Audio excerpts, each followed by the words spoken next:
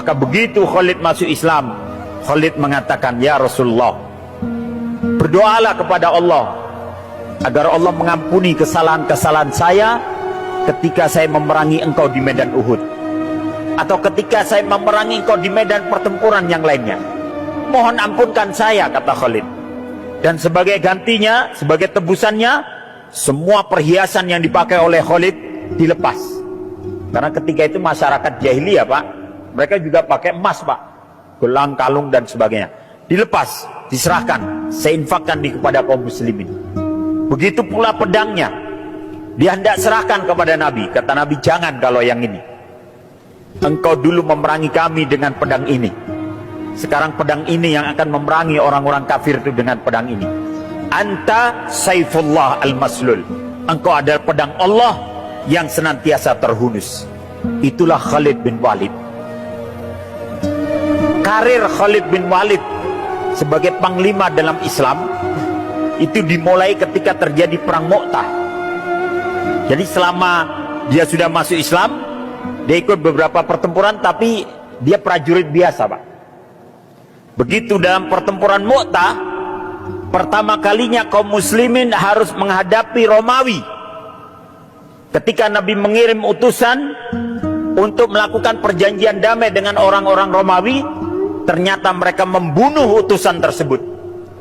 Kata Nabi, tidak ada sebuah kejahatan yang paling besar kecuali membunuh seorang utusan yang membawa perjanjian damai. Romawi menginginkan pertempuran dari kita. Pepatah Arab mengatakan, asadul yaum khairun bin ghodambil abad. Menjadi singa sehari itu jauh lebih mulia ketimbang menjadi kambing sepanjang masa. Kita akan hadapi Romawi, kata Nabi. Maka Nabi mengumpulkan 3.000 pasukan. Terkumpul itu pasukan.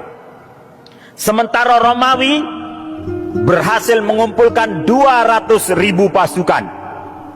3.000 pasukan melawan 200.000 pasukan.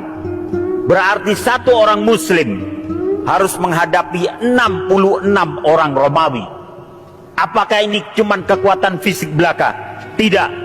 Demi Allah yang telah mengangkat langit tanpa tiang, itu adalah kekuatan akidah. Awalnya Nabi yang akan memimpin langsung pertempuran ini, tapi sahabat melarang, jangan ya Rasulullah, Mu'tah itu terlalu jauh, dia berada di wilayah Romawi, sementara kami membutuhkan Anda di sini. Akhirnya Nabi berpesan, pasukan ini akan dipimpin oleh anak angkatku, Zaid bin Harisah. Kalau Zaid gugur, dia akan digantikan oleh sepupuku, Ja'far bin Abi Thalib. Kalau Ja'far gugur, pasukan ini akan dipimpin oleh sahabatku, Abdullah bin Rawaha. Khalid pasukan biasa. Berangkatlah pasukan ini menuju medan Mu'tah. Dalam pertempuran hari pertama, Zaid bin Harisah gugur. Bendera yang berwarna hitam itu dikibar-kibarkan oleh dia, tapi tancapan panah terlalu banyak. Akhirnya Zaid pun gugur menemui syahidnya, dan bendera itu hampir jatuh, diambil oleh Ja'far bin Abi Thalib. Dia kibar-kibarkan kembali untuk menunjukkan bahwa panglimanya masih ada. Dikibar-kibarkan sehingga kemudian sebilah pedang menebas tangan kanan Ja'far bin Abi Thalib. Dia pegang bendera itu dengan tangan kirinya. Dia kibar-kibarkan kembali, sebilah pedang menebas tangan kirinya. Dia apit dengan sisa tangan yang ada. Bendera itu dia tetap pertahankan agar tidak jatuh. Karena dalam hukum pertempuran, ketika bendera yang pegang oleh panglimanya jatuh, dianggap kalah. Maka itu dipertahankan. Sehingga sebilah pedang dari arah belakang Ja'far bin Abi Thalib membelah badannya menjadi dua. Dan Ja'far pun gugur dalam pertempuran itu. Bendera diambil oleh Abdullah bin Rawaha. Dia kibar-kibarkan kembali untuk menunjukkan panglimanya masih ada. Tapi kemudian sebilah tombak menancap di dada Abdullah bin Rawaha, dan dia pun gugur menemui syahidnya. Kemudian bendera itu hampir terjatuh, diambil oleh prajurit biasa.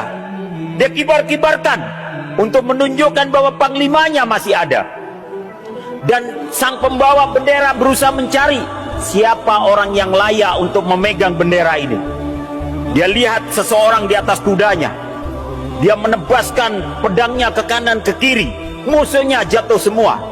Dia telah menghabiskan 9 pedang dalam pertempuran Mu'tah. Orang itu yang dia tuju. Dia berkata, wahai Abu Sulaiman, ambil bendera kepemimpinan ini, pimpin pasukan ini.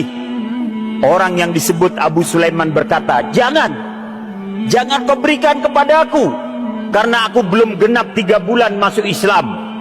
Berikan kepada yang lain, yang lebih senior dari saya. Maka orang yang membawa bendera berkata, demi Allah, saya tidak akan mengambil bendera ini, kecuali memang akan saya serahkan kepadamu. Ambil wahai Abu Sulaiman, pimpin pasukan ini.